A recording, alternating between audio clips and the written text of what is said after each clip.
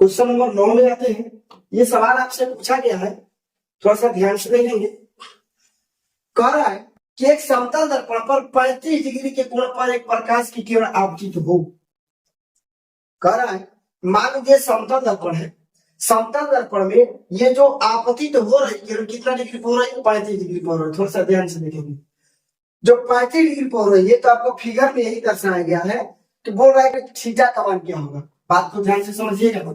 ये आपतन कोण नहीं बोल रहा है, क्योंकि आपतन कोण ये होगा, ये वाला होता है, ठीक है ना। अभिलंब और आपतित किरण के बीच वाला आपतन कोण होता है, और अभिलंब और परावर्तित किरण के बीच में होता है परावर्तन कोण, ठीक है ना। लेकिन यहाँ पे ये कहा है कि समतल दर्पण में जो 35 डिग्री पर क्या करे एक प्रकाश आपतित हो रही है, तो इस फिगर के माध्यम से बोला कि थीटा का मान क्या होगा। तो हमने आपको बताया, यहाँ पे हम ये बताना चाहेंगे कि ये जो लंब डाला गया है, यहाँ से यहाँ के बीच में कितना डिग्री का कोण बनेगा? तो 90 डिग्री का कोण बनेगा।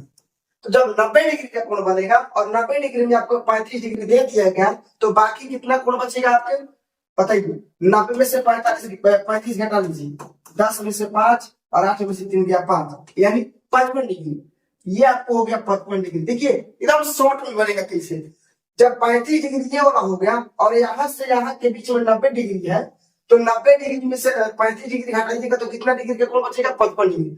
और परावर्तन का दूसरा नियम ये कहता है कि आपतन कोण बराबर परावर्तन कोण के। तो जब ये 55 डिग्री हो गया, तो ये भी तो कितना हो जाएगा? 55 डिग्री होगा कि नहीं होगा?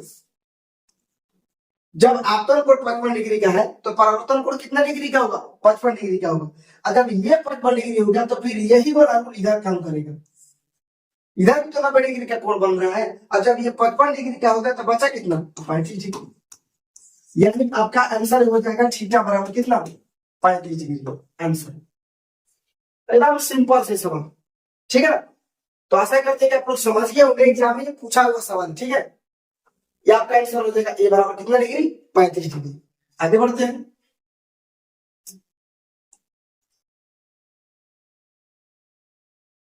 हाँ, ओह ये क्या पूछ रहे हैं?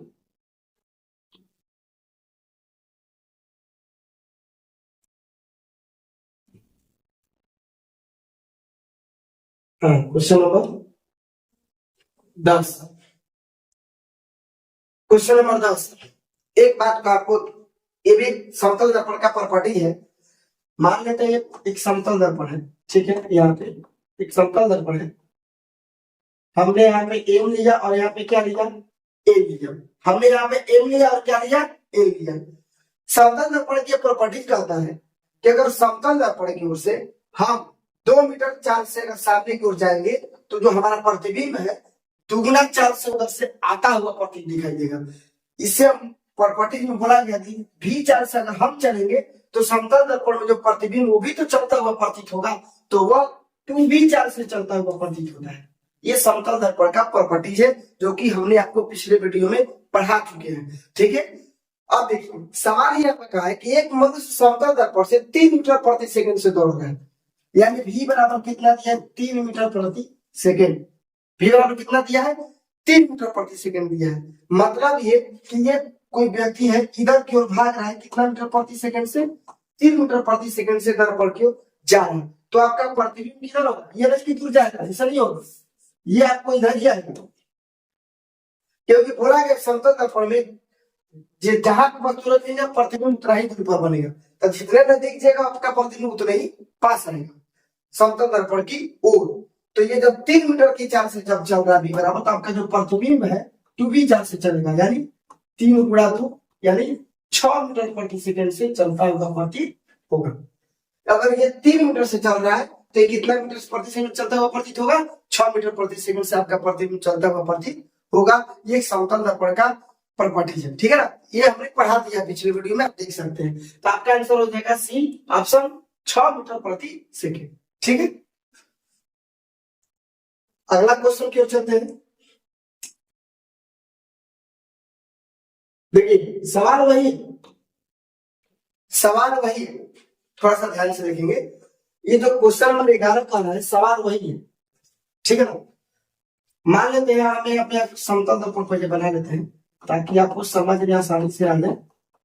एक समतल दर्पण बना लेते हैं, एम और ए, ठीक है। अब कह रहा है कि कोई मनुष्य समतल दर्पण की ओर 60 सेंटीमीटर की दूरी से, कितना सेंटीमीटर की दूरी से, 60 सेंटीमीटर की दूरी से इसका जो 4-5 सेंटीमीटर प्रति सेकंड की वेग से दर्पण की ओर चल रहा है।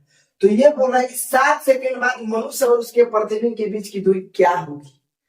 तो सबसे पहले देखिए कि 60 सेकंड यहाँ पे बना लेते हैं, मान लेते हैं ये कोई व्यक्ति है, यहाँ और यहाँ के बीच की दूरी आपको है कितना, 60 सेंटीमीटर।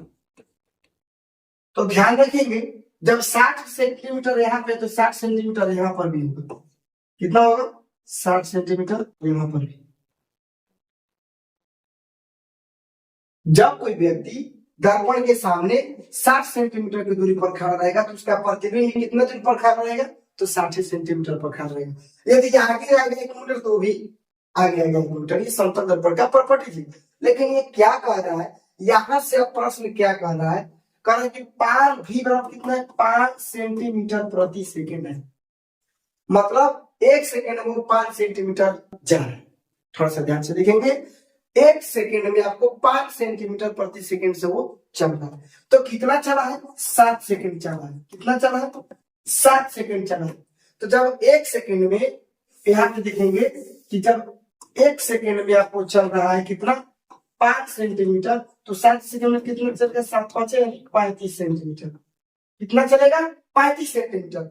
जब 1 सेकंड में 5 सेंटीमीटर जा रहा है तो सवाल कर रहा है कितना, 7 सेकंड में। तो 7 सेकंड में कितना मीटर दूरी, कितना सेंटीमीटर दूरी तय करेगा, तो 7×5 35। तो मान लेते हैं 7 सेकंड बाद, 7 सेकंड बाद दूरी कितना हो जाएगा, यहां से चलेगा मान लीजिए 35, यहां तक आकर 35 सेंटीमीटर चल दिया, 35 सेंटीमीटर चल दिया। तो जब यहाँ पर 35 सेंटीमीटर चलेगा तो इसका प्रतिबिंब कहां पे, 35 सेंटीमीटर चलेगा। अब बोल रहा है कि अब जितना भी बचा हुआ दूरी है ये ओरिजिनल और इसका प्रतिबिंब, अब इसका डिस्टेंस निकाले, इनके बीच की दूरी कितना है। तो यहाँ पे 60 में से 35 घटाएंगे, 60 में से 35 घटाएंगे तो 10 में से 5 गया 5, 5 में 3 गया 2, यानी 25 सेंटीमीटर। मतलब ये जो 35 सेंटीमीटर, तो कितना दूर बच गया, ये खाली 25 सेंटीमीटर अब रह गया है दर्पण से, और उसका वास्तविक दूरी कितना रह गया है, 25 सेंटीमीटर। तो ये जब 25 सेंटीमीटर होते हैं भी तो 25 सेंटीमीटर होगा इसका प्रतिबिंब। अब यही पूछ रहा है, ये 25 और ये 25 कितना हो गया, 50। तो आपका टोटल आंसर हो गया 25 + 25 बराबर 50 सेंटीमीटर। यानी अब उसका वास्तविक दूरी और उसके प्रतिबिंब के बीच की दूरी मात्र कितना रह गया, तो 50 सेंटीमीटर रह गया। तो आपका आंसर हो जाएगा ऑप्शन नंबर डी, 50 सेंटीमीटर। ठीक है, ये बहुत इंपॉर्टेंट सवाल है, पॉलिटेक्निक एग्जाम में, पैरामेडिकल एग्जाम में आपको पूछता रहता है। तो ध्यान से देखेंगे इसको और इस क्वेश्चन को बनाएंगे, ठीक है ना। और नोट्स आपको बनाना है तो बनाते रहिए, स्क्रीनशॉट लेते रहिए और आगे बढ़ते रहिए बढ़िया से, ठीक है। तो चलते हैं अगला क्वेश्चन की ओर।